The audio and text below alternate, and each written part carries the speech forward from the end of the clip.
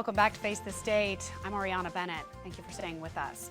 In the last segment, we talked about the issue of mental illness in Nevada and around the nation. Now we'll talk solutions. What needs to improve and how do we do it?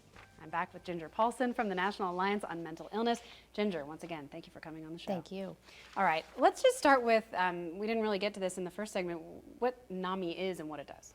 The National Alliance on Mental Illness is actually the nation's largest grassroots organization that supports individuals and families that have mental illness. And it started back in the early 70s, and it has grown to be the nation's largest grassroots organization. They're headquartered in Arlington, Virginia.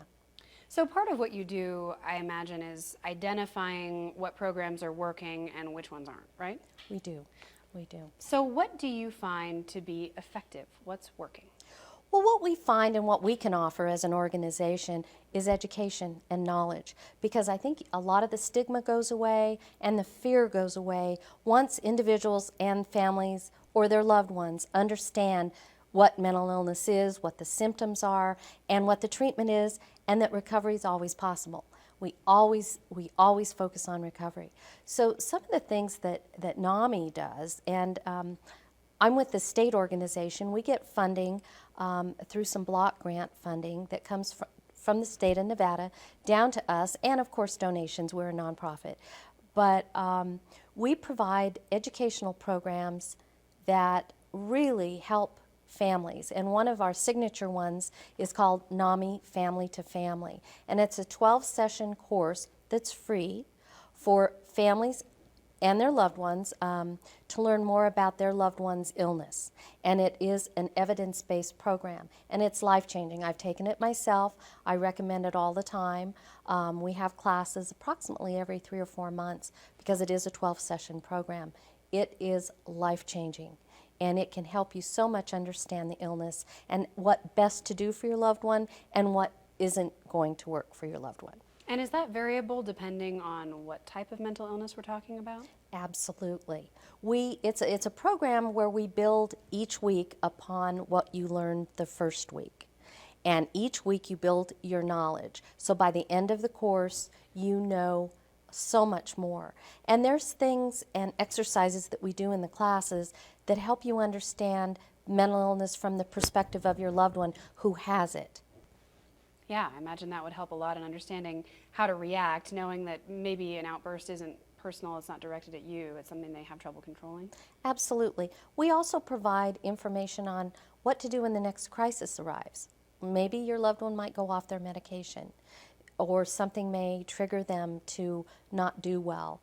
Life triggers and stressors have a huge impact on individuals with mental illness. And so we give them a crisis toolkit to know what to do, what's the right thing to do. Yelling at someone, telling them they should know better, those types of things don't work. They don't work for anybody really, but there are things and ways you can speak to someone that you can have a better outcome. Okay, so in terms of treatment then, are most of these conditions treatable? Yes, absolutely. Absolutely. Getting into the right provider and finding one that you like is really important. And as we said in the earlier segment, we don't have a lot of providers here. So finding someone that's within your plan or within your network is really important too. And that can be challenging because these are serious illnesses and you can't just be hopping to and fro with doctors. And I understand that insurance companies reject mental health care claims more often than other types of health care. They do, but we have passed in 2008 a parity law. They can't do that. But sometimes they push the limit there a little bit. And if you're not up on all that, it can be very challenging. And we at NAMI, I get calls all the time. I've taken hundreds of phone calls. We try to walk people through that and give them the support that they need. We also provide a number of classes for individuals with illness, as well as families that have a child or an adolescent that they think might have a mental illness or it hasn't quite been diagnosed yet, and we can help them before it gets too bad. And we also provide support groups for individuals too. Okay, so If it, were a perfect world, what's on your wish list? What would you most like to bring to Northern Nevada or the state in general? A couple of things. I would like to bring more awareness to the issue, but second of all, I really think that we need to be able to talk about this more openly. And if we could bring mental health and substance use crisis centers to the state and to our county and perhaps Clark County, that would go so far in making a difference in our state. It could make a huge difference. Do you feel that that's a possibility? I do. We had a program in October where we had a community dialogue and we invited the community. We had good turnout, and we have a number of individuals and legislative folks that really see the benefit of that and how we could save money, save in incarceration rates, and save in just people's well-being. Okay, now we're coming up on the 2017 legislature. Is there anything you hope to see get through in this session? Well, there is one piece of legislation that the state is bringing forward on a mental health power of attorney, an advanced directive, I should say. We are very supportive of that because a lot of times people, when they're in their illness, they may not be able to make the right decisions. And this is a document that could be filled out ahead of time and with a doctor, and with the doctor knowing what the wishes are, they can be able to treat them the way they want to be treated, and they can let people know, their family members, or not let their family members know. But it's more of a team approach, and we see that as a real wonderful benefit. And that's not something that's currently legal in Nevada?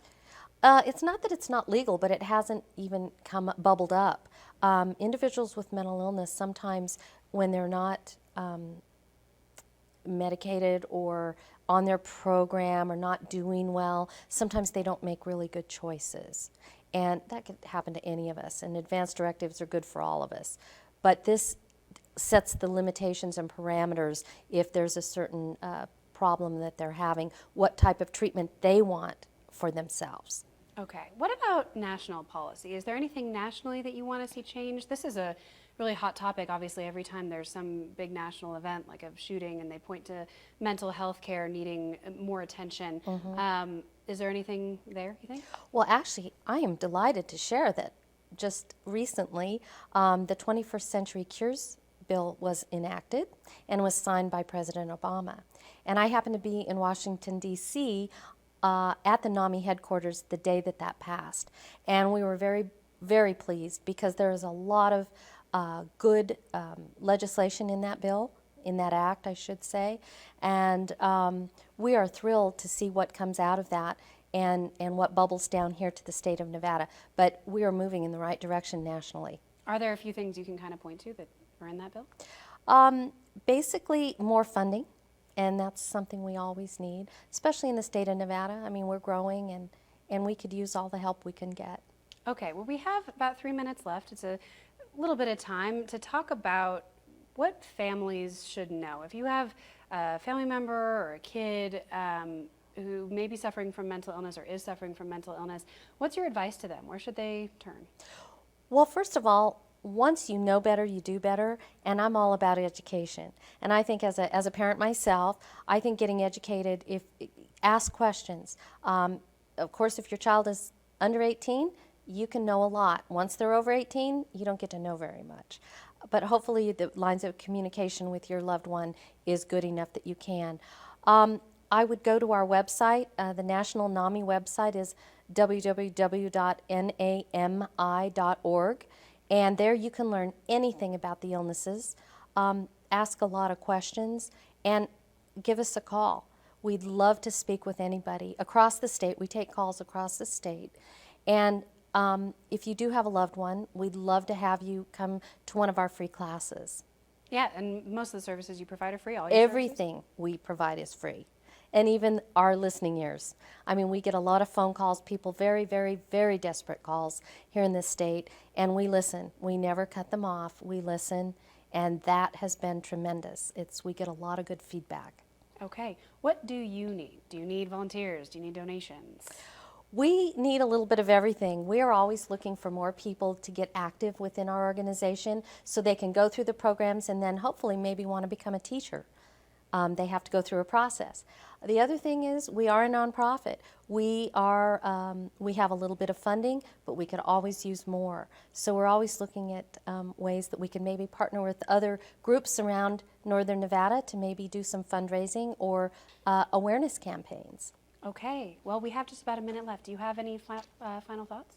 Well, I just want to say that I don't want anyone to ever lose hope. This is something that we can all understand. Every one of us has had a family member or our own selves that have suffered from depression or having a bad day, PTSD, many other things. You're not alone. You are never alone. We're here for you, and there's always someone to help you. Okay. Ginger, thank you so much for your time. Thank I you. sure appreciate it. All right, that is it for this episode of Face the State. But for more information on all of this or to see past episodes, just head to our website. That's ktvn.com. Thank you so much for being with us. We'll see you next week.